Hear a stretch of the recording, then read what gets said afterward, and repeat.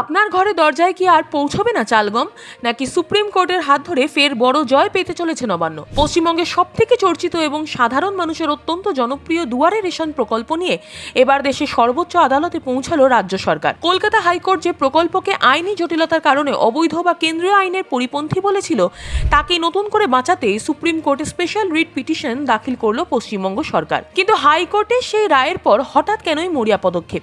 Supreme কোর্টে রাজ্য সরকারের জেতার সম্ভাবনা কতটা? জল কোন দিকে গড়াচ্ছে তা বোঝার জন্য আমাদের ব্যাক স্টোরিটা একটু জানতে হবে। পশ্চিমবঙ্গ সরকারের এই দুয়ারে রেশন প্রকল্পটির মূল উদ্দেশ্যই ছিল মানুষকে আর লাইনে দাঁড়িয়ে কষ্ট করতে হবে না, রেশন পৌঁছে যাবে সরাসরি তাদের বাড়ির দরজায়। কিন্তু শুরু থেকে এই প্রকল্পের তীব্র বিরোধিতা করেন রেশন ডিলারদের একটা বড় অংশ। মামলা গড়ায় আদালতে, আর গত বছর কলকাতা হাইকোর্ট এক ঐতিহাসিক রায় জানিয়ে দেয় এই প্রকল্প কেন্দ্রীয় সরকারের জাতীয় খাদ্য সুরক্ষা আইনের পরিপন্থী। হাইকোর্টের যুক্তি ছিল, কেন্দ্রীয় আইন অনুযায়ী রেশন উপভোক্তাদের নির্দিষ্ট দোকানে এসেই খাদ্যশস্য নিতে হবে, তা বাড়ি বাড়ি পৌঁছে দেওয়ার আইনি সংস্থান এই মুহূর্তে নেই। ফলে থমকে গিয়েছিল এই প্রজেক্ট। কিন্তু দমে যাওয়ার পাত্র নয় নবান্ন।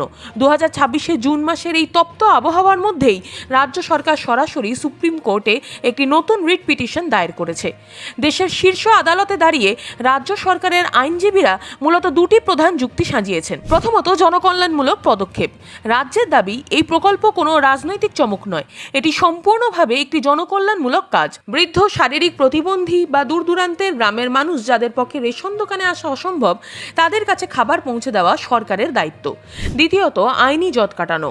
রাজ্য জানিয়েছে, কেন্দ্রীয় আইনকে লঙ্ঘন করা তাদের উদ্দেশ্য নয়, বরং রাজ্যবাসীর সুবিধার্থে এই আইনের একটি মানবিক প্রয়োগ করা হয়েছে মাত্র। তাই এই প্রকল্পের উপর থেকে আইনি জট কাটানো অত্যন্ত জরুরি। স্বাভাবিকভাবেই নবান্নের এই পদক্ষেপের পর বাংলার রাজনৈতিক পারদ আবার চড়তে শুরু করেছে। রাজনৈতিক বিশ্লেষকদের একাংশের মতে, দুয়ারে রেশন সাধারণ মানুষের কাছে একটা বড় ইমোশন। লোকসভা বা বিধানসভা প্রতিটি নির্বাচনেই এই প্রকল্পের একটা বড় প্রভাব দেখা গেছে। তাই আইনি লড়াইয়ে জিতে এই প্রকল্পকে পুনরায় পুরোদমে চালু করতে পারলে তা সরকারের জন্য হবে এক মস্ত বড় রাজনৈতিক ও সামাজিক জয়। অন্যদিকে ডিলারদের একাংশ এখনো তাদের পরিকাঠামোগত সমস্যার দাবিতে অনড়। এখন প্রশ্ন হলো, সুপ্রিম কোর্ট কি সবুজ সংকেত দেবে দুয়ারে রেশনে, নাকি হাইকোর্টের রায়ই বহাল থাকবে?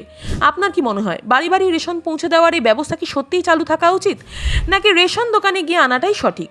আপনার মূল্যবান মতামত নিচে কমেন্ট বক্সে অবশ্যই জানান। ভিডিওটি ইনফরমেটিভ মনে হলে লাইক শেয়ার করতে ভুলবেন না। আসছি আবার নতুন একটা খবর নিয়ে, দেখতে থাকুন।